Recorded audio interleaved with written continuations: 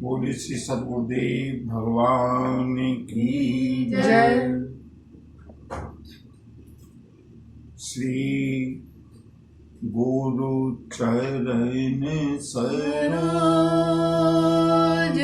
रज निज मन मुकुर सुधार। वरणहु रघुवर विमल यश जो दायक फल बुद्धिहीन तन जानिके सुमिरहु पवन कुमार। बल बुद्धि विद्या देहु मोहि हरहु कलेश विकार। प्रेम के साथ दो बार हरि नाम संकीर्तन और उसके पश्चात हम लोग राम कथा की पावन भागीरथी में स्नान करेंगे। पहले हरि नाम संकीर्तन। हरे राम राम राम सीता राम राम राम। हरे राम राम राम सीता राम राम राम। हरे राम राम राम सीता राम राम राम। हरे राम राम राम सीता राम राम राम। हरे राम राम राम सीता राम राम राम। हरे राम राम राम सीता राम राम राम। हरे राम राम राम सीता राम राम राम। हरे राम राम राम सीता राम राम राम। हरे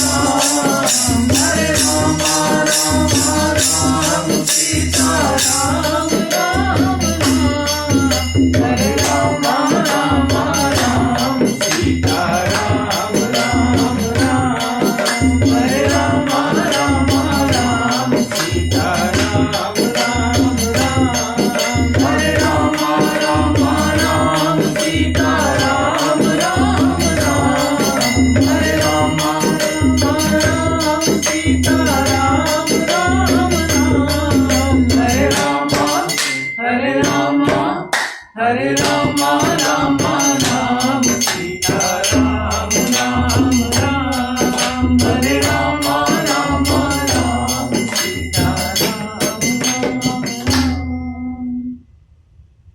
हरे राम राम राम सीता राम राम राम। हरे राम राम राम सीता राम राम राम। बोलिए सियावर रामचंद्र की जय। बजरंग बली की जय। बाबा विश्वनाथ की जय।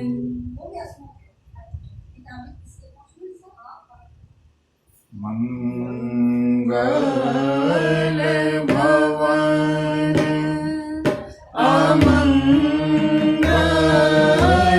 हारी।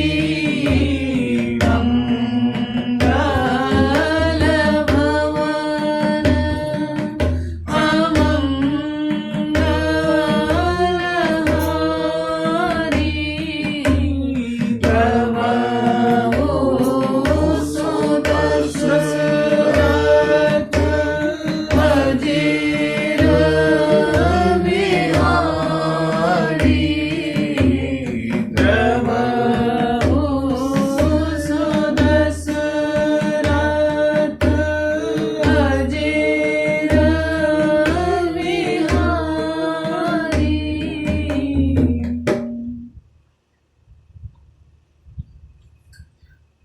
मुनि पुलस्त निज शीश सन कही पठई यह बात, पूरत सुमे प्रभु सन कही, पाई सो अवसर तार। विभीषण ने रावण को समझाने का बहुत प्रयास किया।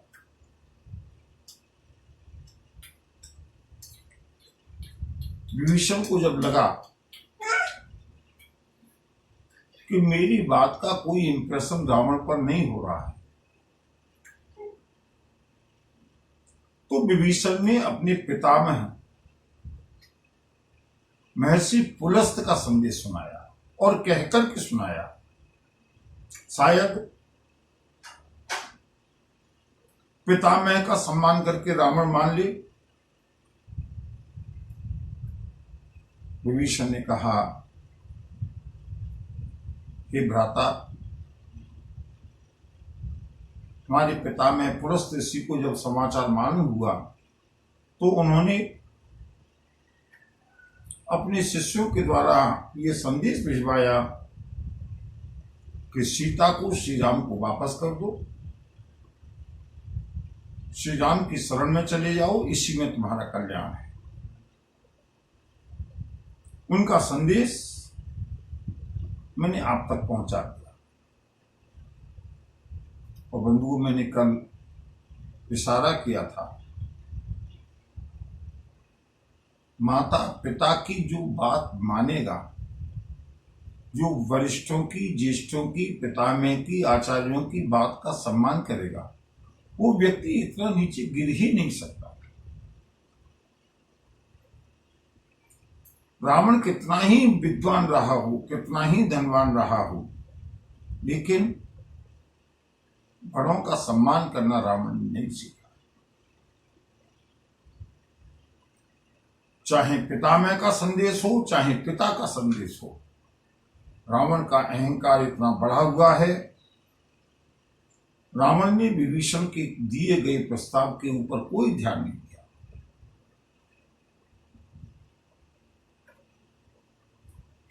एक बूढ़े मंत्री हैं जिनका नाम माल्यवान है।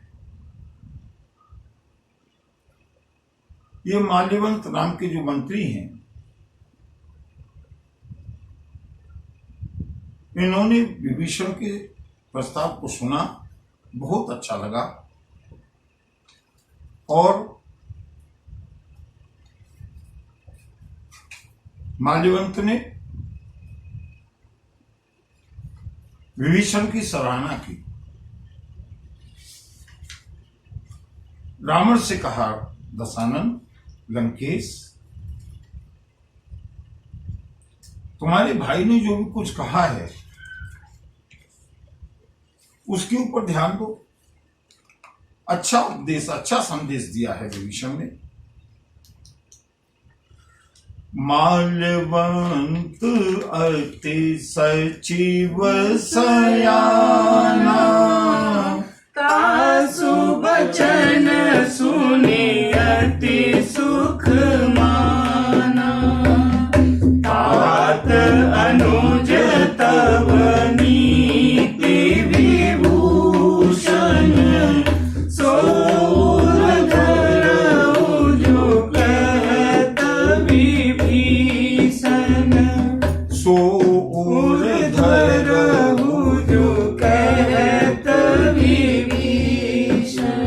माल्यवंत ने कहा, महाराज, विभीषण ने जो कहा है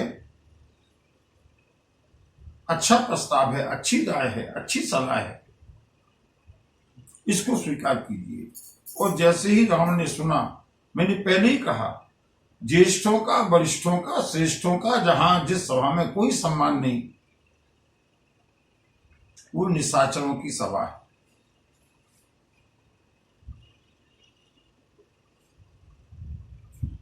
कलयुग का नाम कलयुग इसीलिए है। आज मैंने एक मैसेज पढ़ा, उसमें था कि हर युग में गड़बड़ी होती आई है। सतयुग में महाराज हरिश्चंद्र के साथ अन्याय हुआ। त्रेता युग में श्री राम की पत्नी भगवती जानकी का अपहरण हुआ, रावण जैसा अत्याचारी था। द्वापर युग में भी महाभारत हुआ।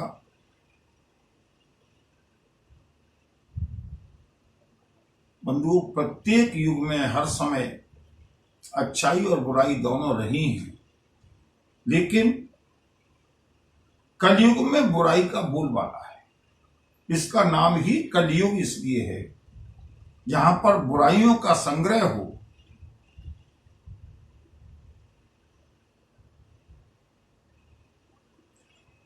अच्छाई बुराई सतयुग में भी थी, अच्छाई बुराई त्रेता युग में भी थी, लेकिन त्रेता युग में पूरे में एक रावण की कथा सुनने को मिलती है। सतयुग में एक हरिश्चंद्र को कष्ट हुआ। द्वापर में पांडवों और जैसे जैसे हम नीचे की ओर उतरते आएंगे बुराई बढ़ती गई। सतयुग में एक, त्रेता में, ये जो युगों के नाम है ना, ये धर्म के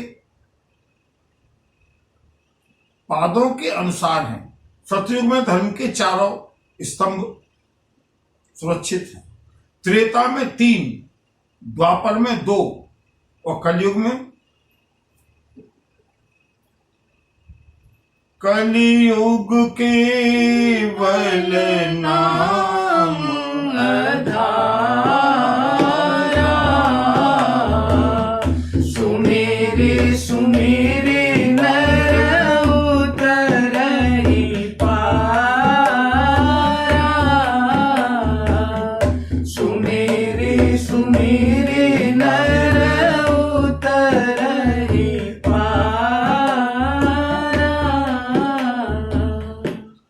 त्रेता युग में एक रावण हुआ। त्रेता युग में रावण जितने भी राक्षस थे वो कम से कम एक जगह इकट्ठे थे, लेकिन कलयुग में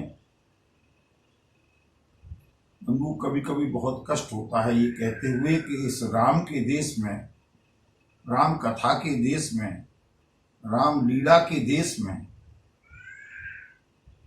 कभी कभी ऐसा लगता है कि रावण के सेना के निशाचरों से भी ज्यादा गई बीती प्रवृत्ति।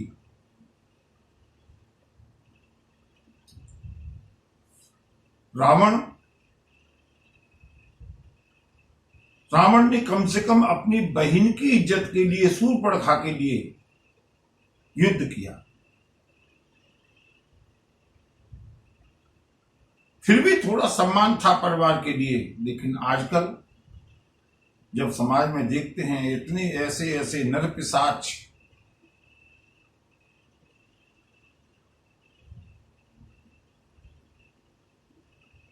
न बेटी का ध्यान है, न बहन का ध्यान है, न पड़ोसी का ध्यान है, न कोई ध्यान ही नहीं है। इतना अत्याचार, अनाचार, दुराचार, पापाचार, भ्रष्टाचार, और ये चारों ओर बिखरा हुआ है। इसको सुधारने का एकमात्र उपाय प्रभु की कथा। क्योंकि ऐसा हुआ क्यों? संस्कारों की विहीनता के कारण। रावण के अंदर वो संस्कार नहीं है जो वयोवृद्धों का सम्मान करे। माल्यवंत वृद्ध मंत्री है। माल्यवंत ने उठकर के विभीषण का जैसे ही सम्मान किया, रावण को क्रोध आ गया।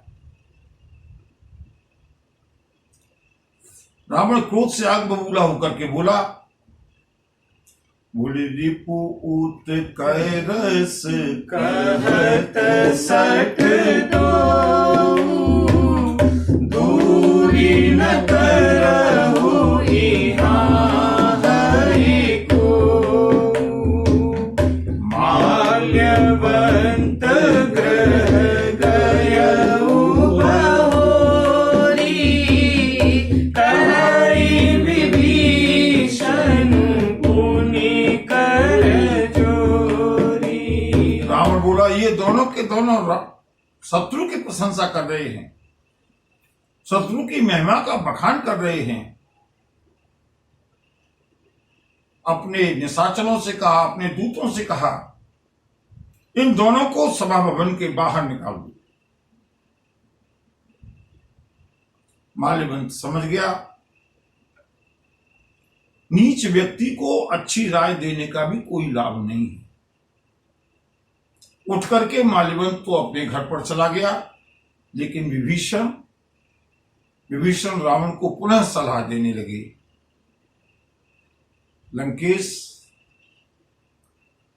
सुमति कुमति सबके ओर रही, नाथ पुराण निगम अस कही।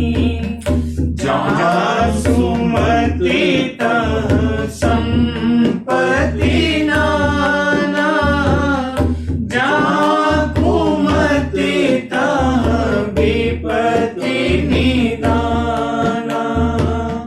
तब उर कुमति बसी विपरीता, लिट अनहित मानहु रिपुप्रीता। काल राति निशिचर कुल केरी, ते सीता पर प्रीति घनेरी। तेरी सीता पर प्रीति घनेरी। विभीषण ने कहा, हे नाथ,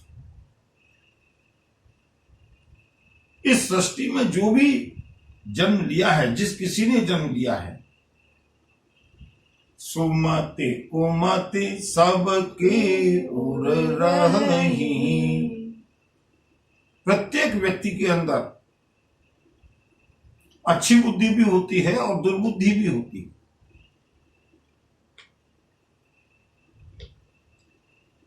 लेकिन जहां अच्छी बुद्धि है, जहां सुबुद्धि है, वहां सुख है, संपदा है, संपत्ति है। और जहां कुमति है, दुर्बुद्धि है, वहां सिवाय कष्टों की और विपत्तियों की कुछ नहीं है। महाराज, मेरा आपसे हाथ जोड़कर अनुरोध है। उन्होंने एक बहुत अच्छा संदेश दिया है।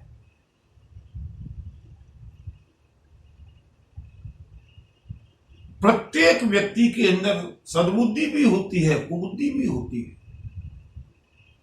अब देखना यह है कि सुबुद्धि हावी होती है या कुबुद्धि हावी होती है।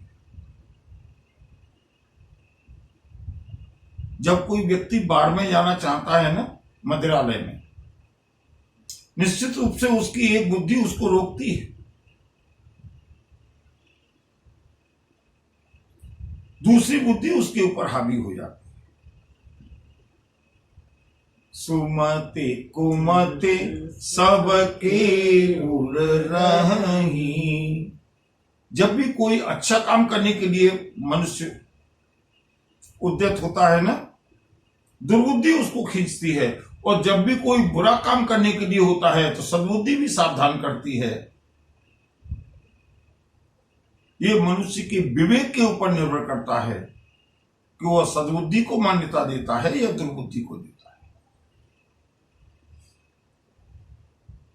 किसी के अंदर सद्बुद्धि की प्रधानता है, दुर्बुद्धि कभी कभी आती है। कि किसी व्यक्ति के अंदर दुर्बुद्धि की प्रधानता है, सद्बुद्धि कभी कभी आती है, लेकिन उसको मानता नहीं। और बंधुओं, ये सब होता क्यों है?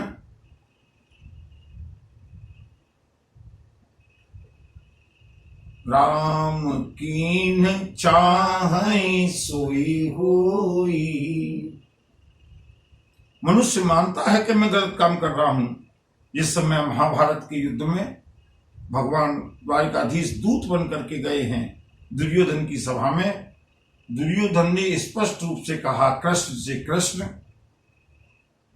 मैं धर्म को भी जानता हूं और अधर्म को भी जानता हूं, लेकिन मैं धर्म को अपना नहीं सकता और अधर्म को छोड़ नहीं सकता। श्रीमद् भागवत, महाभारत। मैं जानता हूं कि अच्छा क्या है और बुरा क्या है, और प्रत्येक व्यक्ति इस बात को जानता है कि अच्छा क्या है और बुरा क्या है। लेकिन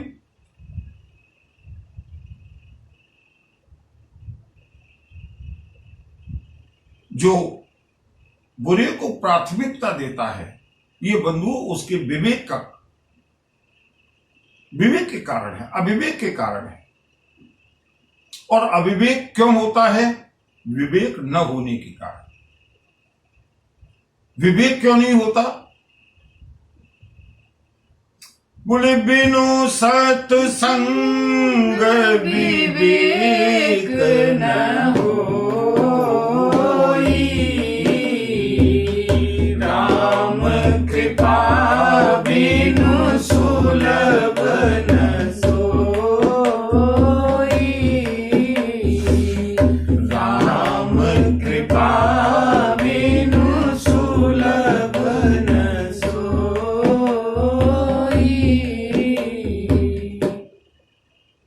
मुझे स्वामी परम पूज्य स्वामी रामसुख दास जी का एक संस्मरण याद आता है।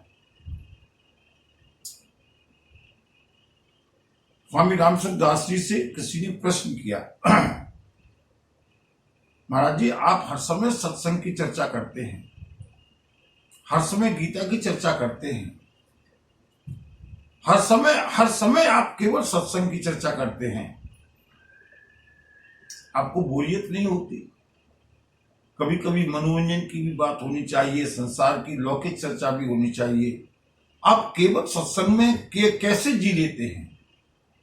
और बंधु स्वामी रामसुख दास जी ने मुस्कुरा करके जो उत्तर दिया वो मुझे अभी भी याद है। स्वामी जी ने कहा,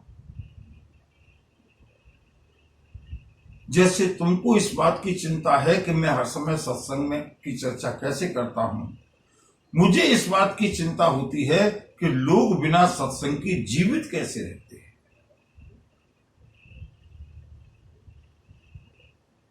बिना सत्संग के जीवन संभव ही नहीं है। और बंधुओं उसका परिणाम जब आज हम देखते हैं, समाज में जो इतना उहापोह मचा हुआ है, इतना डिप्रेशन, इतनी निराशा, इतना अवसाद, उसका कारण सत्संग का न होना। हम आए दिनों चैनलों पर देखते हैं, चाहे कोई आईएएस अधिकारी हो, चाहे कोई पॉलिटिशियन हो, चाहे कोई फिल्मी अभिनेता हो, बड़े बड़े प्रेस्टिजियस लोग भी सुसाइड करने के लिए 2 मिनट नहीं लगाते। सहनशक्ति नाम की चीज नहीं है। छात्र फेल हुआ, सुसाइड। किसी पढ़े लिखे को नौकरी में असफलता मिली, सुसाइड। प्रत्येक व्यक्ति आज, लगभग प्रत्येक व्यक्ति ब्लड प्रेशर का शिकार है, मधुमेह का, डायबिटीज का शिकार है। क्यों? इतनी टेंशन, इतनी चिंताएं, इतने अवसाद, इतना डिप्रेशन लेके घूमता है, क्योंकि उसे मालूम ही नहीं कि सत्संग क्या होता है। मैं इस बात को गारंटी से कह सकता हूं बंधुओं, इन सारे मानसिक रोगों का इलाज अगर कहीं मिलेगा तो केवल राम कथा में और सत्संग में मिलेगा, कहीं दूसरी जगह नहीं मिल सकता।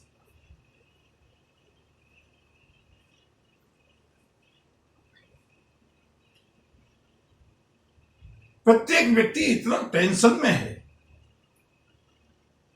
सुबह से शाम तक। कभी मकान की चिंता है, कभी नौकरी की चिंता है, कभी परिवार की चिंता है, कभी बीवी की चिंता है, कभी पैसे की चिंता है।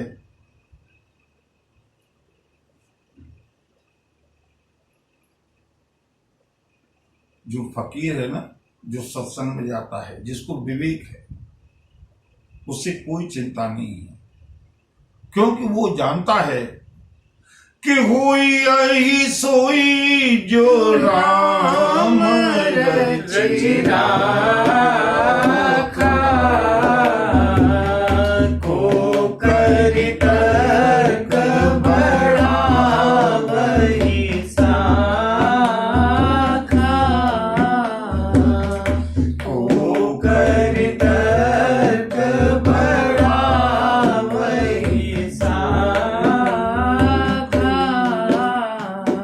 टेंशन और चिंता केवल और केवल तब होती है जब ये में लगता है कि सारा काम, सारी जिम्मेदारी मेरे ऊपर है।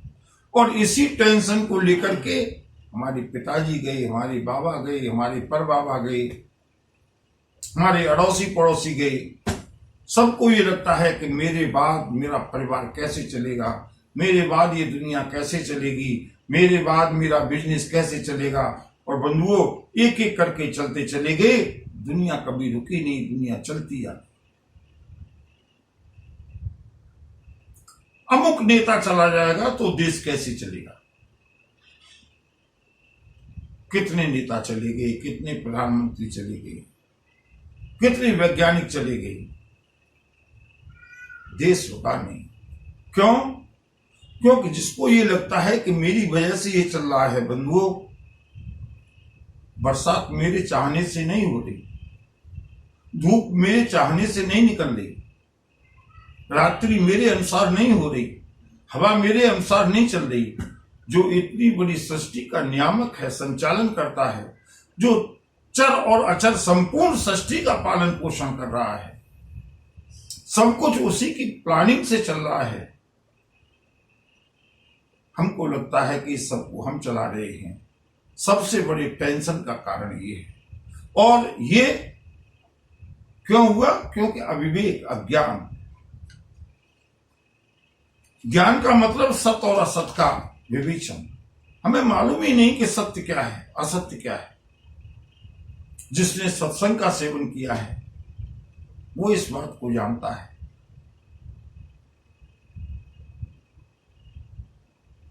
इसलिए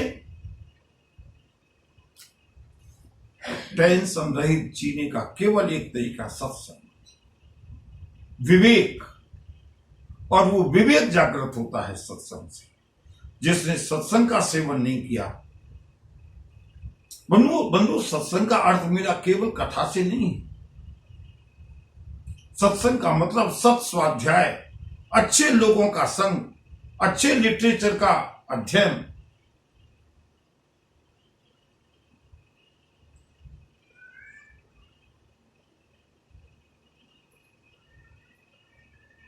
सत्संग की जीवन में प्रधानता होनी चाहिए, जो कि रावण के जीवन में नहीं है। रावण के जीवन में सब कुछ है।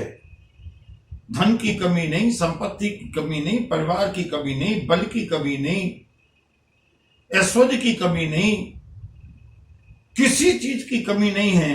रावण के जीवन में अगर अभाव है तो केवल सत्संग का अभाव है। और इस सत्संग के अभाव ने रावण को राक्षस बना दिया। ब्राह्मण होते हुए भी राक्षस बन गया।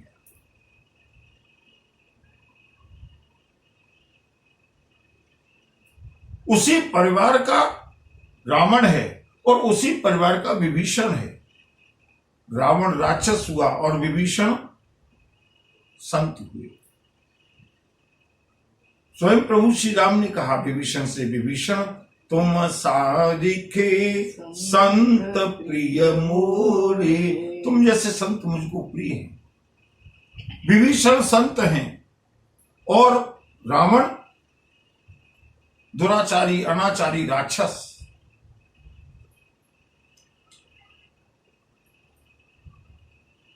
क्यों? केवल एक संग का प्रभाव।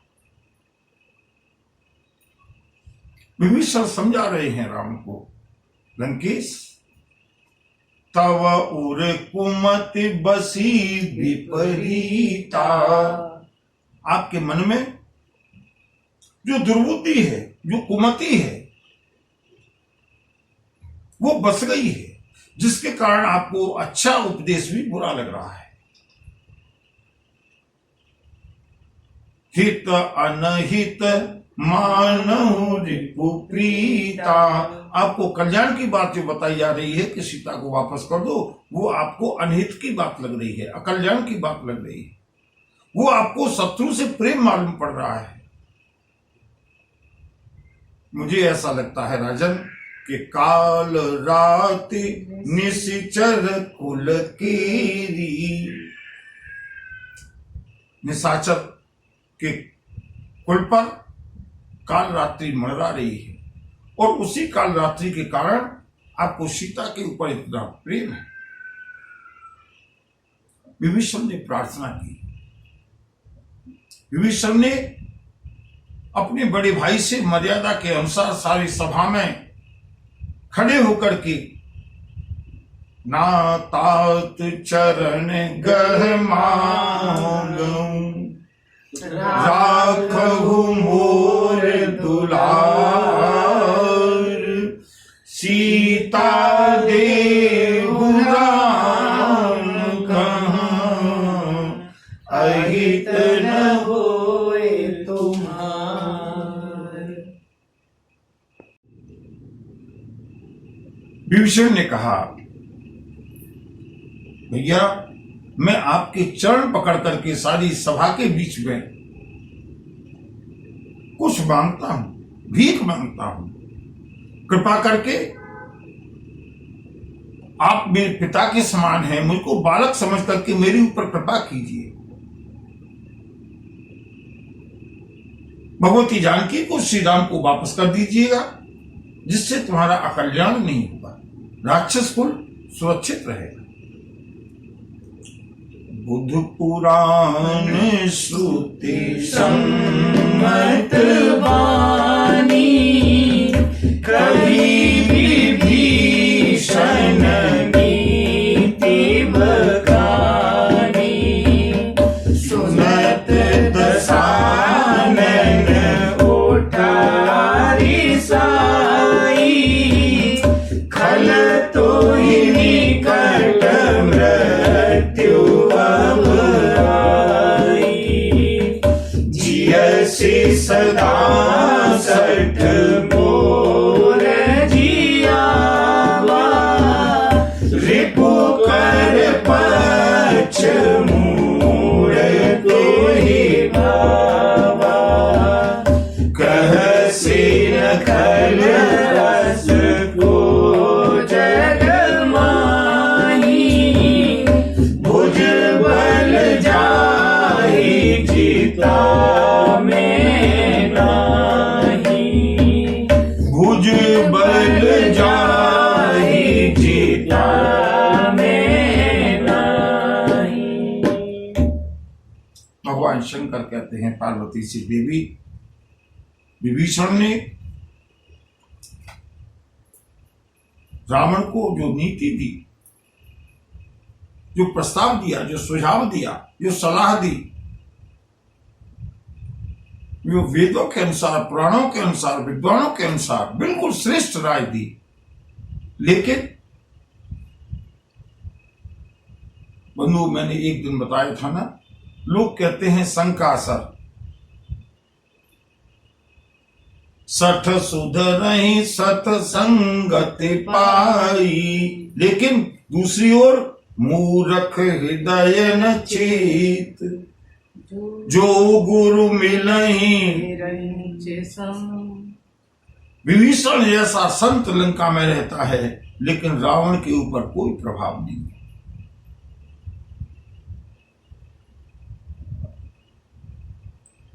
विभीषण समझाता रहा, रावण को क्रोध आया। सुनत दसानन उठा रिसाई खल तो ही निकट मृत्यु आई। अरे दुष्ट, अब तेरी मृत्यु तेरे निकट आ गई। हमेशा मेरे अन्न पर पलता रहा और अब तुझको शत्रु का पक्ष अच्छा लग रहा है। अरे मूर्ख, बता ऐसा कौन है जिसको संसार में मैंने जीता नहीं। भुज बल जाहि जीता में बंधुओं, कल्पना कीजिएगा, रावण इस बात को भूल गया। पुरानी बात होती तो ठीक कही जा सकती थी। विभीषण के सामने इतने ऐसे उदाहरण हैं जिनको रावण नहीं जीत पाया। बाली को रावण जीत पाया, सहस्त्रबाहु को रावण जीत पाया,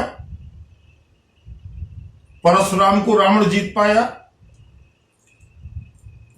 अरे जाने दो, ये तो पुरानी घटनाएं हो गई बंधुओं। अभी कल परसों हनुमान जी आए हैं रावण के सामने रावण की पूरी लंका का दहन करके गए हैं, रावण के पुत्र का वध करके गए हैं, जिसके कारण लंका में सन्नाटा छाया हुआ है। आज भी लोग उस बंदर का नाम सुनते ही भयभीत हो जाते हैं। ये सब रावण के सामने हुआ, लेकिन रावण की मृत्यु, रावण का काल, रावण का बुरा समय, आज रावण को कोई भी शिक्षा सुहाती नहीं। बता विभीषण, ऐसा कौन है जिसको मैंने जीता नहीं? अरे मूर्ख, तू बार बार मुझको जो उपदेश देता है ना, मम पूर्वस तपसिन पर प्रीति सठ मिल जाए नहीं कहूँ नीति, सठ मिल जाए नहीं कहनी। बंधुओं, यहां पर एक बात विचार करने लायक है। भगवती जानकी को लंका में रहते हुए कितने महीने हो गए? लगभग 5 महीने बीत चुके। पूरा चातुर्मास बीत गया, 4 महीने बीत गए। उससे पहले की जानकी आई हुई है और ये शरद ऋतु आ गई है। इतने समय में कितनी बार विभीषण ने समझाया होगा, लेकिन रावण को क्रोध नहीं आया। आज क्रोध क्यों आया है? क्योंकि हनुमान जी महाराज मिल चुके हैं विभीषण से। विभीषण ने कहा हनुमान जी से, हनुमंतलाल, तात कबहु मोहि जानी अनाथा, करे हहि कृपा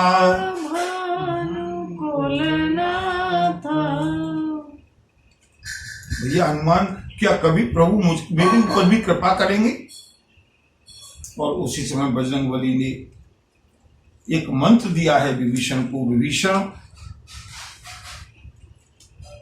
एक बात याद रखना, जीवन में जो भी घटना हो रही है, प्रत्येक घटना को प्रभु की कृपा मान करके स्वीकार करना। और बंधुओं, ये केवल विभीषण के लिए नहीं है, संतों का, शास्त्रों का, पुराणों का कहना है, ये उपदेश सबके लिए है।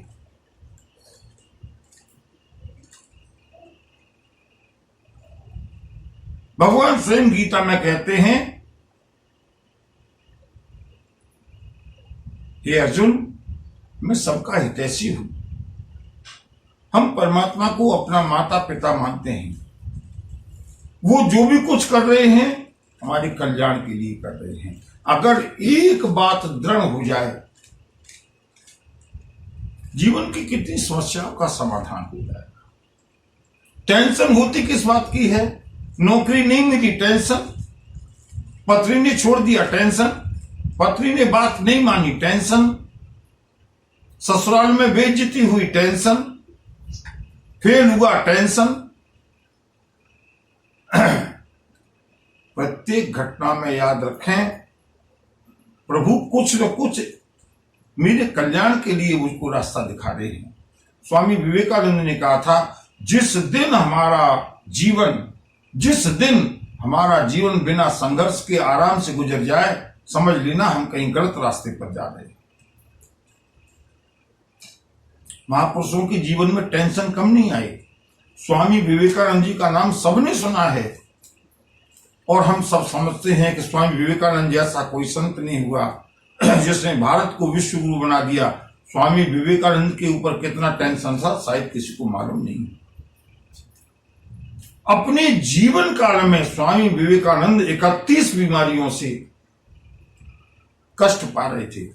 31 बीमारियां थी स्वामी विवेकानंद के जीवन में।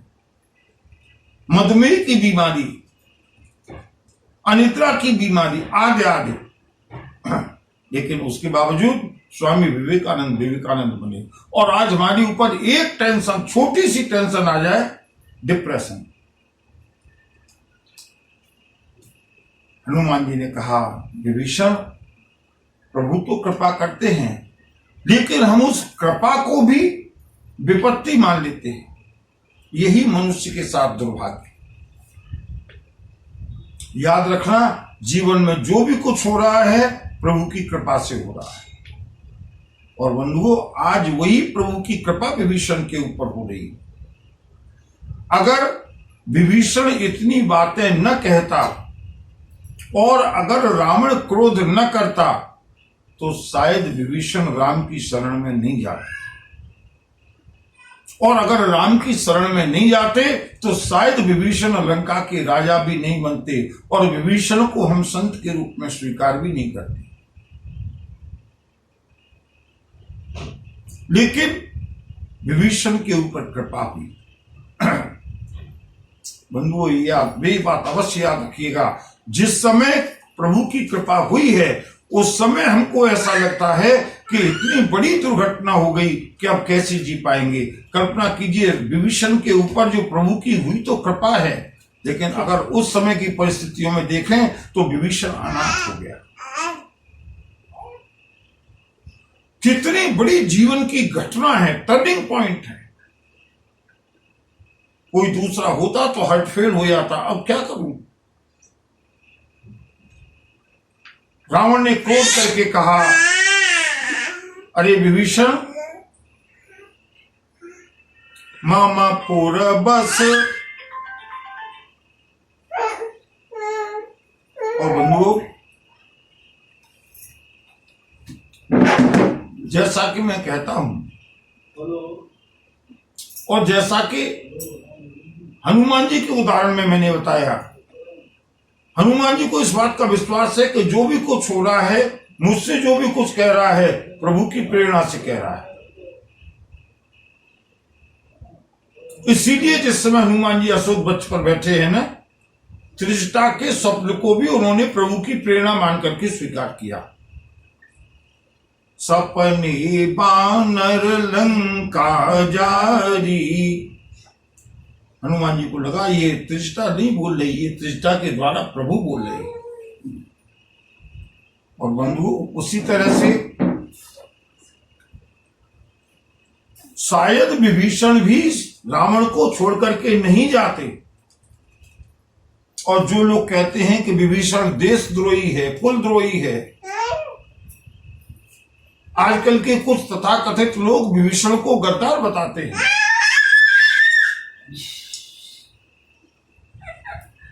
ध्यान से सुनिएगा, विभीषण का दोष कहां है। अगर रावण केवल लात मार देता, विभीषण को नहीं निकालता, तो शायद विभीषण नहीं जाते। इसलिए प्रभु की कृपा हुई, प्रभु की प्रेरणा से रावण ने स्वयं कहा। क्या कहा रावण ने? बोले, मम पुर बस तपसीन सर प्रीति, सठ मिल जाए नहीं कहनी,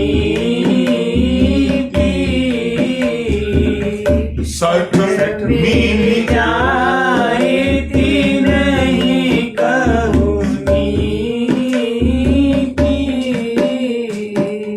भगवान को लगा कहीं विभीषण फिर हमेशा की तरह प्रपंच में फंसे न रह जाएं, इसलिए रावण के मुंह से विभीषण के लिए स्पष्ट निर्देश है, सठ मिल जाहि। अरे विभीषण, मेरे दल को छोड़ दे, तुझको राम से प्रेम है ना, जा राम के दल में जाकर के ते नहीं कह नीति, उन्हीं को नीति समझाना। विभीषण सुन रहे हैं, लेकिन रावण का क्रोध रुका नहीं। अस कही कीने सी चरण प्रहारा,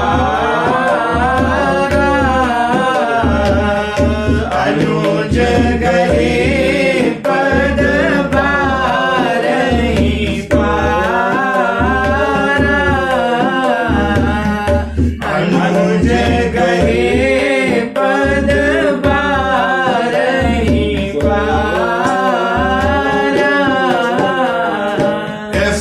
के बंधु रावण ने विभीषण की छाती के ऊपर कस के प्रहार किया। आप रावण के क्रोध की कल्पना कर सकते हैं। रावण ऊपर सिंहासन पर बैठा है, विभीषण उसके बहुत नीचे मंत्री के स्थान पर बैठे हुए हैं। रावण अपने स्थान से उठ करके आया है क्रोध के कारण। सुनत दशानन, विभीषण उठ करके नहीं गए, रावण उठ करके विभीषण के पास आया है। सुनत दशानन उठा रिसाई, अपने स्थान को छोड़ करके विभीषण के पास आया। अपनी गद्दी पर बैठे बैठे लात नहीं मारी। सारी राक्षसों की सभा देख रही है, गवाह है, प्रत्यक्ष है, और आकर के रावण ने विभीषण के लात का प्रहार किया। अस कही कीन्हे से चरण प्रहारा, विभीषण के लात मारी है रावण ने खींच करके। धन्य है विभीषण। इतने पर भी जो लोग विभीषण को कुलद्रोही कहते हैं, बंधुओं मैं कहता हूं रावण से कम नहीं।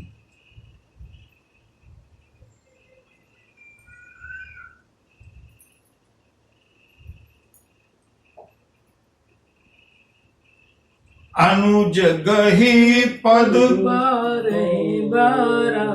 जैसे ही रावण ने प्रहार किया है अपने पैर का, विभीषण ने फिर भी बारंबार रावण के चरणों को पकड़ा है। और भगवान शंकर यह दृश्य देखते हुए कहते हैं, हे पार्वती, हे भवानी, हे उमा, उमा संत कहे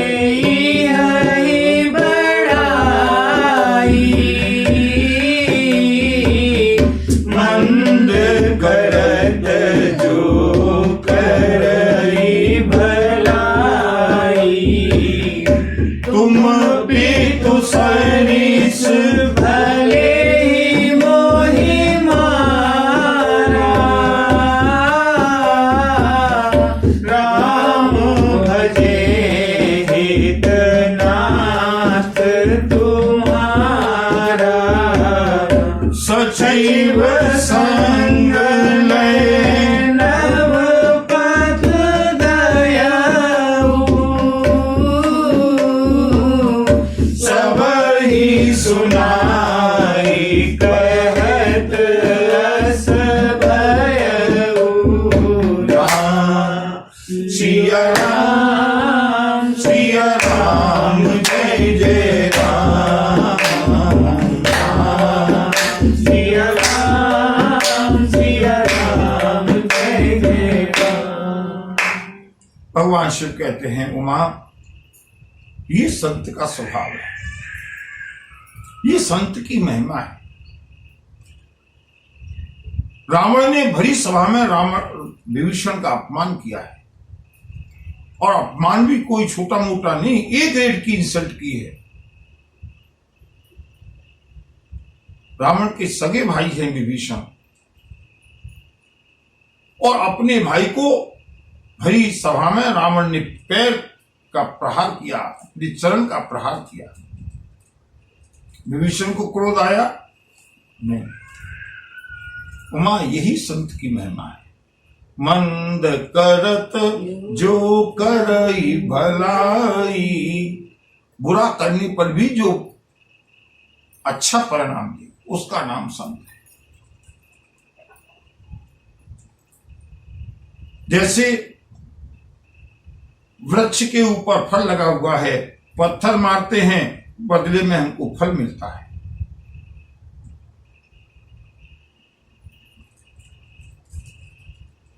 विभीषण ने दोनों हाथ जोड़ करके भरी सभा में कहा, महाराज, तुम मेरे पिता के बराबर हो, तुम पितु सरिस, पिता की तुल्य हो आप मेरे, भले ही मुझे मारा, आपने मुझे मारा, कोई बुराई नहीं है, आपका अधिकार है मारने का। अरे बंधुओं, मैं तो कहता हूं रामचरितमानस का पाठ करो, बच्चों को राम कथा सुनाओ। अगर हम राम नहीं बन सकते तो कम से कम विभीषण तो बन सकते हैं। राम नहीं बन सकते, भरत बन सकते हैं। भरत भी नहीं बन सकते, कम से कम विभीषण तो बन सकते हैं। और अगर राम कथा नहीं सुनेंगे तो विभीषण बनने की नौबत नहीं बंधु, रावण तो बने हुए, घर घर में रावण है। लोग कहते हैं हम राम तो भगवान थे, हम राम नहीं बन सकते। भरत बनो, भरत भी नहीं बन सकते, वो तो उनके भाई थे। अरे कम से कम रावण के भाई विभीषण तो बन सकते हो।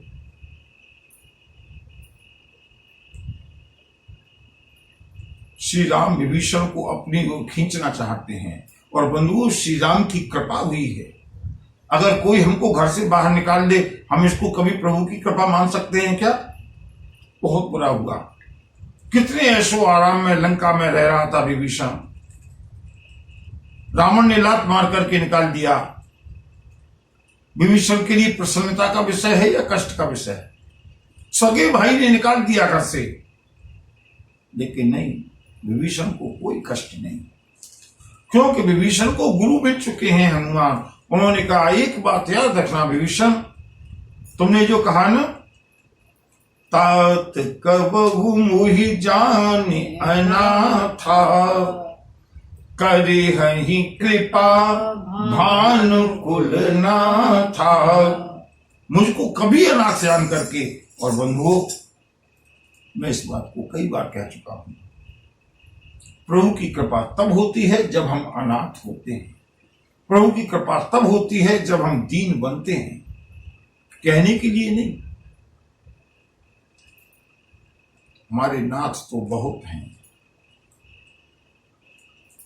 हमारा मित्र एमएलए है, हमारा भाई एसपी है, हमारे डीएम से संबंध है, हमारे डॉक्टरों से संबंध है, हमारे पास धन का बल है। केवल भगवान के सामने अगरबत्ती जलाने और लड्डू चढ़ाने से बंधुओं हम दीन नहीं हो जाएंगे। जब तक हमारे मन में ये भाव नहीं है कि प्रभु आपके समय मेरा कोई नहीं, जब तक हम अनाथ नहीं होंगे। प्रभु दीनानाथ हैं, अनाथों के नाथ हैं। विभीषण के ऊपर अब तक कृपा क्यों नहीं हुई? क्योंकि विभीषण रावण को अपना नाथ मानता था।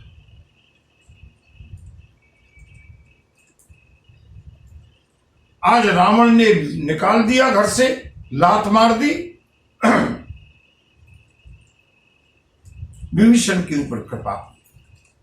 बंधु कभी कभी जीवन में ऐसे टर्निंग पॉइंट आते हैं, हमें लगता है कि अब हमारा जीवन कैसे चलेगा। उस समय अगर हमने सत्संग किया हुआ है बंधुओं, विवेक अगर हमारा जागृत है, कभी भी अवसाद नहीं होगा, टेंशन नहीं होगा। एक बात सोच लेना, जो भी कुछ हो रहा है मेरे प्रभु की कृपा से, मेरे प्रभु की इच्छा से हो रहा है।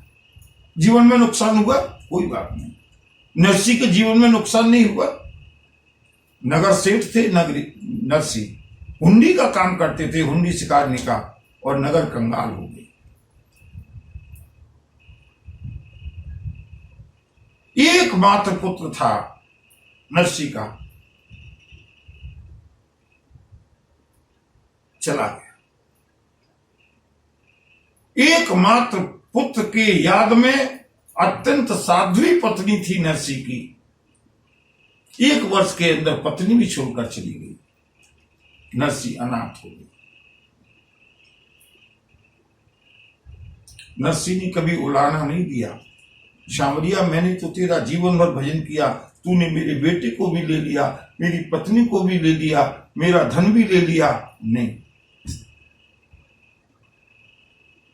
सीताराम सीताराम सीताराम कहिए, सीताराम सीताराम सीताराम कहिए, जाई विधि राम जाई विधि रहिए, जाई विधि राम जाई विधि रहिए। सीताराम सीताराम सीताराम कहिए,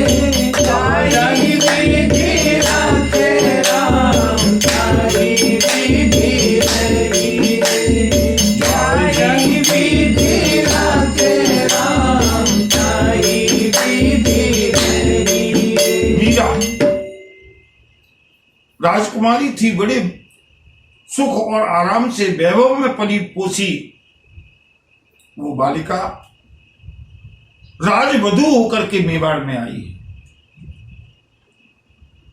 आते ही भरी जवानी में मीरा विधवा हो गई। मीरा ने कभी अपने गिरधर को कोई शिकायत नहीं की।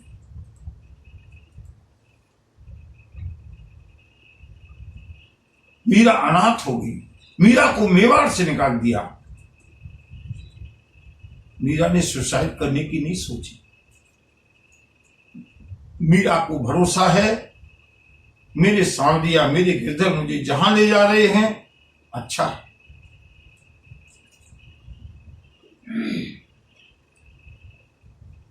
तुलसी लगभग अनाथ ही पैदा हुई। पैदा होने के बाद पिता का भी स्वर्गवास हो गया। जन्म देने वाली मां हुलसी का भी स्वर्गवास हो गया। देखिएगा प्रभु की कृपा, जिस धाई ने तुलसी को पाला पोसा, बाल्यकाल में वो धाई भी चली गई। तुलसी इतने अनाथ थे, लोग तुलसी को अपशगुन समझते थे। जिस दरवाजे पर भीख मांगने के लिए पहुंच जाते थे, लोग तुलसी को देख करके अपने दरवाजों को बंद कर लेते थे। अरे ये तो अपने मां बाप को खा गया। जीवन में एक आशा की किरण दिखी, रत्नावली पत्नी के रूप में। उसने भी फटकार दिया। तुलसी पूरी तरह से अनाथ हो गई। और बंधुओं, जब तुलसी को लगा कि मैं अनाथ हो गया, तात कबहू मोहि जानी अनाथा, करी हई कृपा भानुकुल नाथा। श्रीमद् भागवत में प्रसंग आता है देवर्षि नारद के पूर्व जन्म का।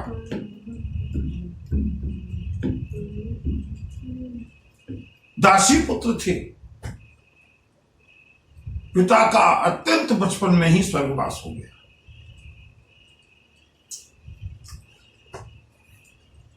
देवर्षि नारद के जीवन में केवल और केवल उसकी मां थी।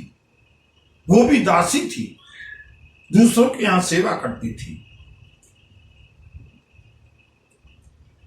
देवर्षि नारद के लिए अपनी मां के अलावा कोई दूसरा नहीं था, और मां के लिए अपने बेटे के अलावा कोई नहीं था। इतना छोटा परिवार, इतना छोटा संबंध। प्रभु की कृपा हुई, भगवान श्याम सुंदर की कथा सुनी। मैं श्रीमद् भागवत की कथा नहीं सुना रहा बंधुओं, समय नहीं है।